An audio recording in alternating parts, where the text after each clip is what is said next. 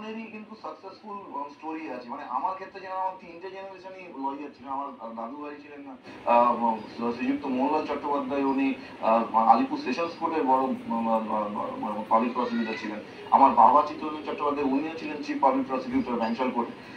আমি থার্ড জেনারেশনে একটা টাইম অব্দি প্র্যাকটিস করবার পরে আমি একাডেমিক্সে চলে আসি।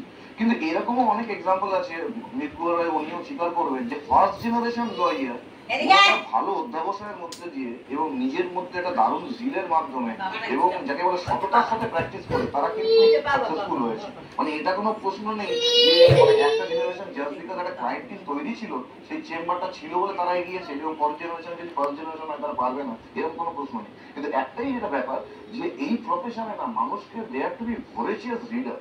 পড়াশোনার হ্যাবিটটা প্রচন্ড রকম প্রয়োজন। কারণ হচ্ছে আমি এখানে এক্সাম্পল দিয়ে দেখালাম যে আইনটা তো পরিবর্তনশীল, মানে প্রতি মুহূর্তে আইন পাল্টাচ্ছে।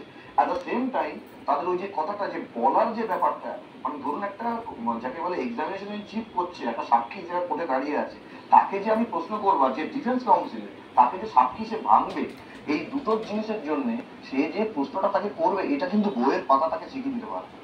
এই ধরনের আপনি বলছেন যে সেটা তাকে অনেকটাই ছাত্র বা ছাত্রী তাকে নিজেকে বুঝতে হবে, আমার মধ্যে কি ইন্টারেস্ট সেই অনুযায়ী সিদ্ধান্ত নিতে হবে। আমাদের আবার